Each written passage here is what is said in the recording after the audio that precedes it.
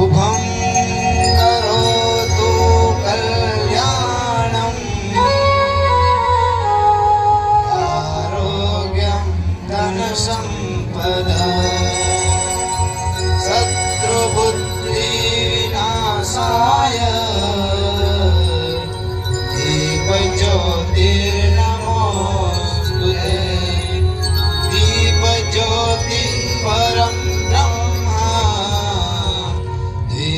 જ્યોતિર્જનાર્દન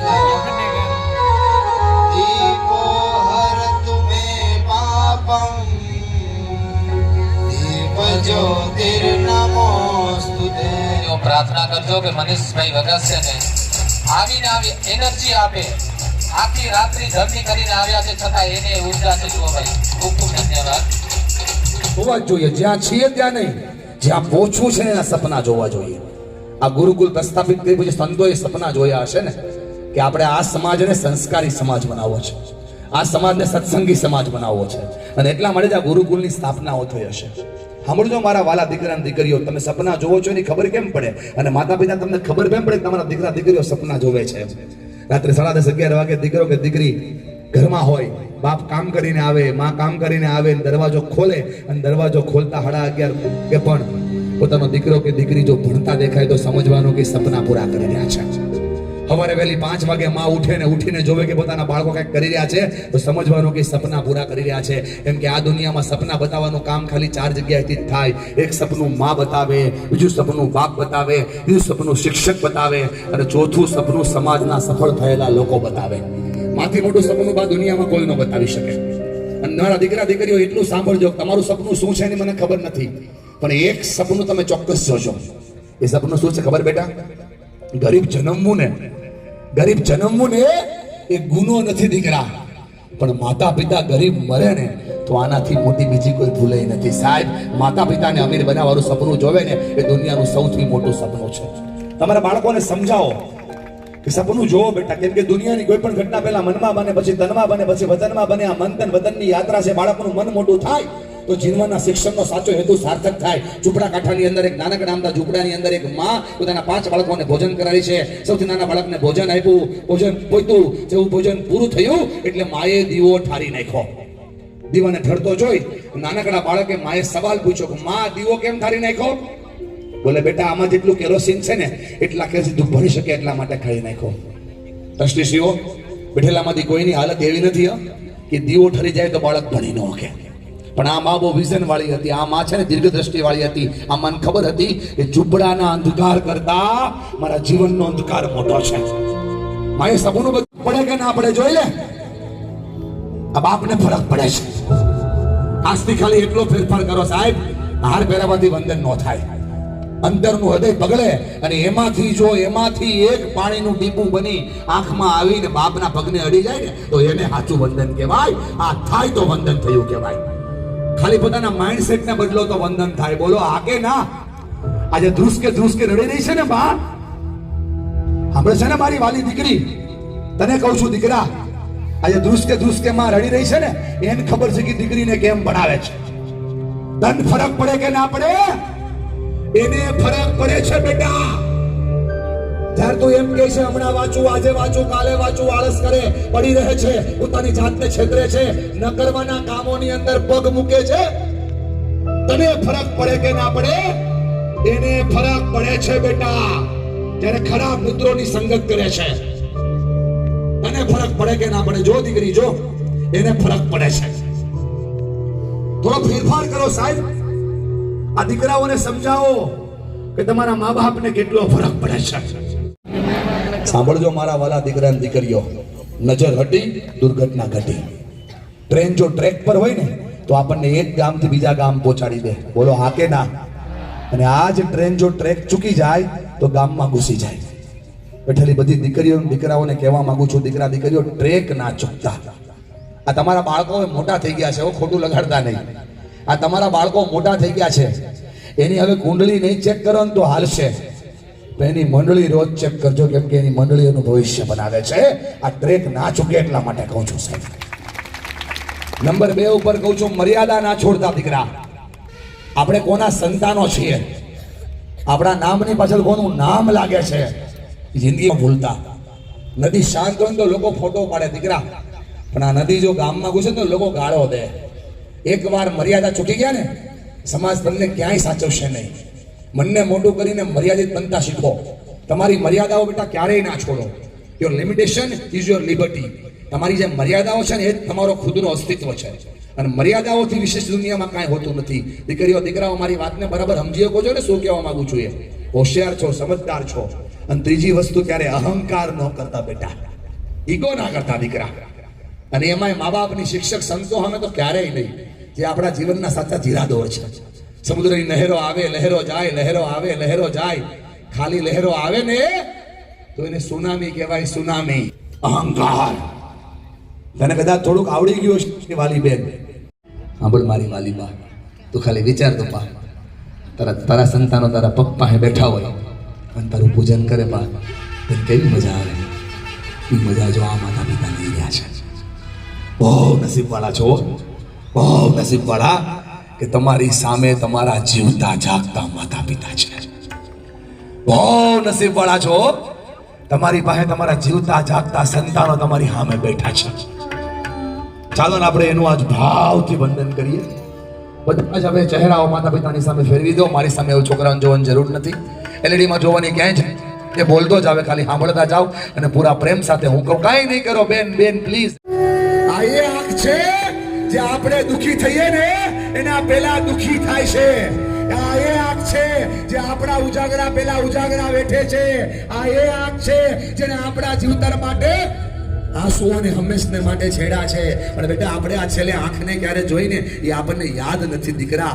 માટે કહું છું કે પૂરા પ્રેમથી માની આંખોને જોતી જા, આખી દુનિયાને સાઈડ કરી દે.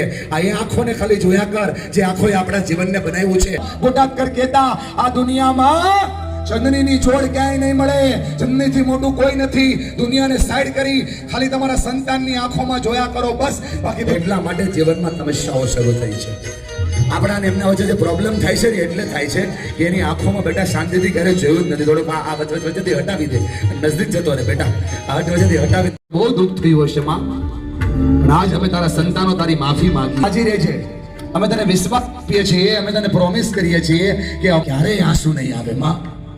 તું મારા ઘરની દેવી છો માં, તું છે તો બધું છે. હાથને તો સાપ પર મૂકો. બાપની આંખો આપણી આંખો અમે ત્યારે જ થાય જ્યારે એ ડોળા કાઢે, જ્યારે એ ખીચાય.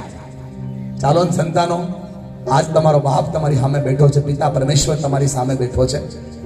પૂરો સામાન વચ્ચેથી હટાવી દો, એકદમ પપ્પાના પગની બાજુમાં બેસી જાઓ અને પોતાના બે હાથ તમારા બાપના હાથમાં આપી દો. આખી દુનિયાને સાઈડ ઉપર મૂકી દો. આખી દુનિયા ક્યાં હોય બધું સાઈડ ઉપર મૂકી દો અને ખાલી પપ્પાની સામે આંખમાં આંખ નાખીને જોવો બેટા. બીજું બધું સાઈડ કરી દો. કદાચ કોઈના પપ્પા અહીંયા ના એવા હોય તો મમ્મી બેઠી છે એને જ બાપ માનજો. આંખમાં આંખ નાખી દો, પણ બીજા આંખમાં સંતાપ હોય કેમ કે એ આપણો બાપ હોય.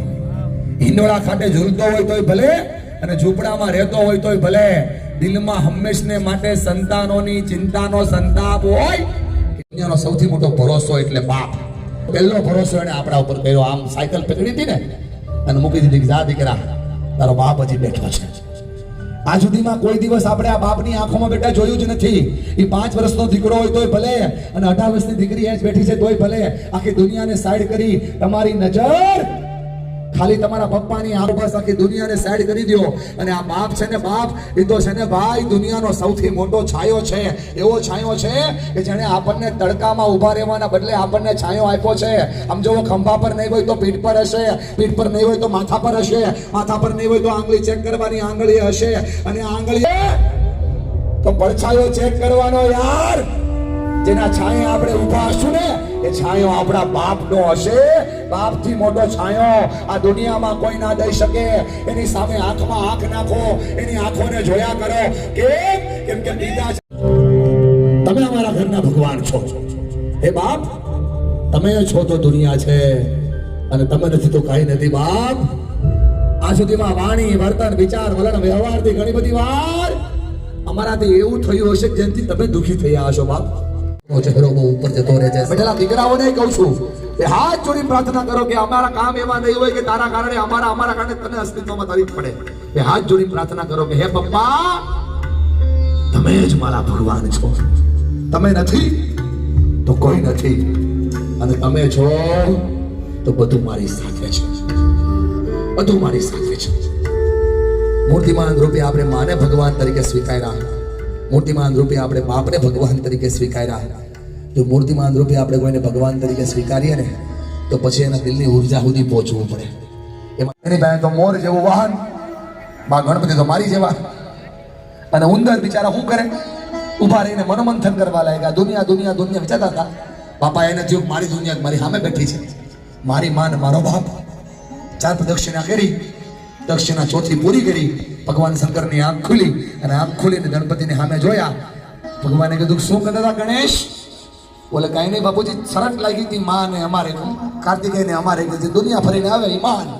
બોલે તમે શું કર્યું? બોલે બાપા તમને 4 પ્રદક્ષિણા કરી. ભગવાન શંકરે કીધું કે મા બાપને સૌથી પહેલા રાખ્યા છે, દુનિયામાં સૌથી સારું કામ થતું છે, દુનિયા તને સૌથી પહેલા રાખશે. આ તાકાત એ માતા પિતાના આશીર્વાદની છે. અને આજ જોવો ગણપતિ સૌથી પહેલા પૂજાય છે. આ તું ઇતિહાસ, મને મિથોલોજી કરતા વધારે સાયન્સમાં રસ છે. દક્ષિણા સમર્પણની હતી, ડેડિકેશનની. આજથી તમે કયો નહીં કરવા માટે અમે તૈયાર, તમે અમારા માવતર છો ને, જેમ તમે કયો એ કરવા માટે તૈયાર. 2 હાથ જોડીને પ્રદક્ષિણા હતી. પહેલી પ્રદક્ષિણા કાન પકડીને માફી માંગવાની હતી, બીજી હાથ જોડીને નતમસ્તક નમવાની હતી, ત્રીજી પ્રદક્ષિણા સ્વીકારની હતી કે અમે જેવા છીએ એવા તમે સ્વીકાર લીધા ને, તમે અમારો સ્વીકાર કર્યો છે, અમે તમારો સ્વીકાર કરશું. અને ચોથી પ્રદક્ષિણા 2 હાથ જોડીને આભારની હતી. પહેલી માફીની, બીજી સમર્પણની, ત્રીજી સ્વીકારની, અને ચોથી આભારની. હાલો ને આપણે આપણા માતા પિતાને ભગવાન માન્યા હોય તો આપણે 4 પ્રદક્ષિણા કરીએ. પ્રકાશભાઈ બોલે વેલજીભાઈ પ્રકાશ કે પકોકે બીજું કઈ કે ભાઈ મોજું આવે. પ્રકાશ બીજું પકોકે કરો, આંખ બંધ, બધા પોતાની આંખ બંધ કરો. એક ઊંડો શ્વાસ લો, ધીરે ધીરે છોડો. તમે 5 વર્ષના છો, તમારા ખંભા પર વેદનાનો હાથ પડે છે, અને તમે કહે છે બાબા હે પ્રાર્થના પ્રકાશ, ઈશ્વર વાળાને સમજો. આજનો દિવસ સારા માટે બહુ છે. પ્રકાશ બધું કરી કેમ છો, હોશિયાર છો જીવનમાં, આગળ વધનારો છો, માતા પિતાના રક્ષણ કરો છો. પ્રકાશ ચિંતા ન કરતો હો, ભગવાન તારી હારે છે, સમ્રાટ ભગવાન તારી હારે છે. પ્રકાશ મૂંઝાતો નહીં હો, તું ઝીરોમાંથી હીરો થયો છો. પ્રકાશ તું બધું જ કરી શકશે. પ્રકાશ ચિંતા ન કરતો, અરે બાપ તારી હારે છે બેટા. અરે બાપ તારી સાથે છે બેટા. તારો બાપ તારી હારે છે બેટા. પ્રકાશભાઈ ધીમે ધીમે તમારી આંખો ખોલો. હું દેખ ભાઈ, તું જુઓ બેટા, ભગવાન ઉભા થઈ ગયા બધા. રમઝાનનો હાથ નથી, તો મનીષનો હાથ છે. ખાલી એટલું સમજાવવા માંગુ છું કે આ હાથ છે ને, ખોલો ને આ હાથ. દીકરાનું નામ બોલો, વેદના ખંભે. અને ક્યારેક ક્યારેક જો વેદી કાકાના ખંભે પડી જાય ને દોસ્ત, તો એની દુનિયા બની જાય. સાહેબ આ સપોર્ટ થતો નથી એટલે પ્રોબ્લેમ થઈ ગયો છે. આને કહેવાય સપોર્ટ. 1 મિનિટમાં બતાવું બાપ કોને કહેવાય બેટા.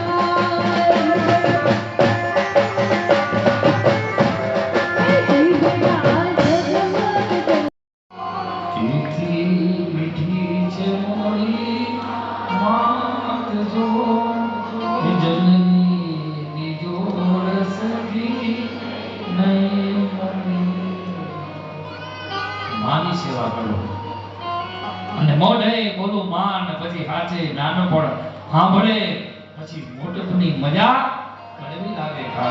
દુનિયાની કોઈ છોકરી ક્યારે મા બાપને કીધા વગર પગલું ન પડે મોટા ભાઈ. ખાલી મા બાપને પ્રેમ આપવાની જરૂર છે. બોલો હા કે ના? આપ સૌથી પહેલા પરમાત્માઓને વંદન કરું છું. ભગવાન સ્વામિનારાયણ ધર્મ ચેતનાને અભિનંદિત કરું છું. આ તમામ ટ્રસ્ટીઓને વંદન કરું છું. આ પ્રોગ્રામ કર્યો એને અભિનંદિત કરું છું. આમ જ જતા નહીં. સર્વેને જય શ્રી સ્વામિનારાયણ. દરેક વાલીઓને કે વિદ્યાર્થીઓને મારી એક જ રિક્વેસ્ટ છે કે તમે ક્યારે પણ ભૂલા પડો, પ્રોબ્લેમમાં પડો, ક્યારેક હટ થાવ કોઈ પણ બાબતે, તો કોઈક આવા વક્તાઓને ઇન્સ્ટાગ્રામમાં ગોતી લેજો. કારણ કે આ કિશન નાગરણીએ મનીષ વગાસિયાને ઇન્સ્ટાગ્રામમાં ગોત્યા હતા, એટલે આજે મનીષ વગાસિયા સ્વાજાનંદ ગુરુકુળમાં છે. મિત્રો, વખાણ નથી કરતો, પણ આ સાહેબના કારણે મારી જીવનમાં લાસ્ટ 2 વર્ષથી હું સાહેબને ફોલો કરું છું. ઇન્સ્ટાગ્રામમાં, વોટ્સએપમાં અમારી જોડે વાતચીત થાય. આ સાહેબથી ઘણો બધો મારા જીવનમાં ફરક પડ્યો અને ગુરુકુળના કારણે પણ ફરક પડ્યો છે. એટલે કરબદ્ધ પ્રાર્થના છે, નતમસ્તક વિનંતી છે, કોઈ પણ વાલીને કે વિદ્યાર્થીને કોઈ પણ સમસ્યાનું સોલ્યુશન ન જડતો હોય, કદાચ આ પ્રોગ્રામથી જડી જશે, પણ કદાચ ન જડે તો ઇન્સ્ટાગ્રામમાં મનીષ વગાસિયાને કે કોઈ પણ બીજા સારા વ્યક્તિને સંશોધન કરજો. બીજા કોઈ ઇન્સ્ટાગ્રામમાં રીલ્સો ન જોજો, કારણ કે મેં જોયું જાણ્યું ત્યારે એની ઉપસ્થિત છે ને આ માહોલ જોયો એટલે મારી છાતીએ ધગધગ ધ્રુજેરી કે ના કિશન કે બેડાયા બોલાયા, સંતોએ ટ્રસ્ટે માન રાખ્યું અને મનીષ વગાસિયા આવ્યા અને આ હજારો લોકોની જીવનનું પરિવર્તન થયું. એ બદલ ખૂબ ખૂબ સર્વેનો આભાર અને મનીષ વગાસિયા સાહેબનો ખૂબ ખૂબ દિલથી આભાર. આપણે પ્રવીણભાઈને વિનંતી કરીએ, સંસ્થા વચ્ચે આભાર પ્રગટ કરશું. બધા બેસો. સૌપ્રથમ સર્વે દીકરા દીકરીઓ અને વાલીઓને મારા સપ્રેમ જય શ્રી સ્વામિનારાયણ. અવાજ નથી આવ્યો, અસર ઓછી થઈ લાગે. જય શ્રી સ્વામિનારાયણ. માનકુવા ગુરુકુળ અને સ્વામિનારાયણ કન્યા વિદ્યા મંદિર, આપણે આજે જે કંઈ પણ પ્રોગ્રામ નિહાળ્યો, અનુભવ્યો, એનું વર્ણન હું નથી કરતો, કારણ કે તમે ખુદ અનુભવ્યો છે.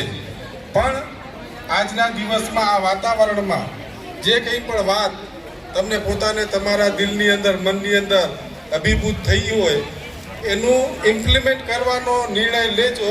અને આ પ્રોગ્રામની અંદર સહજાનંદ ગુરુકુળ માનકવા તમામ સ્ટાફ પરિવાર, સંતો, ટ્રસ્ટીઓ, કન્યા વિદ્યા મંદિરના મારા સ્ટાફ પરિવારના બહેનો, સૌ દીકરીઓ, દીકરીના વાલીઓ અને ખાસ કરીને જેના માટે આપણે આજે ખૂબ આતુરતાપૂર્વક રાહ જોઈ રહ્યા હતા એવા આપણા આજના વક્તા અને ખાસ કરીને આપણા સંપ્રદાયના અનુયાયી, મને ખ્યાલ છે કે એ પણ ગુરુકુળના વિદ્યાર્થી છે.